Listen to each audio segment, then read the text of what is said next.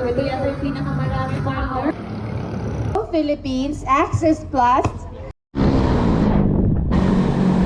So at this point, kasama ko pa sa Ate Gina and si Joker nasa likod. And marami pang nasa likod namin na rider. So nagpe-pacing lang kami. Hindi ako sure sa speed, pero nasa zone 2 lang kami. And nag-hydrate na rin ako kasi mamaya hindi na makapag-hydrate. At ito na nga ang umpisa ng trail at bakbakan. Ang challenging part dito ay yung mga aso, yung mga kambing, at meron ding mga kalabaw, meron ding mga pedestrian since dumadaan din siya sa mga residential sites. At lalong-lalo na yung hangin. Dito sa part na to, mag-isa na lang ako kasi naflatan si Ate Gina and tinulungan siya ni Jokay. So, hinabol ko, naghabol ako dun sana sa unahan ko and nakahabol naman. Hindi rin pala na-record yung semplang ko at ang nangyari kasi doon eh, dumaan kami sa mga pinipinong mga bato at nadulas yung front tire ko.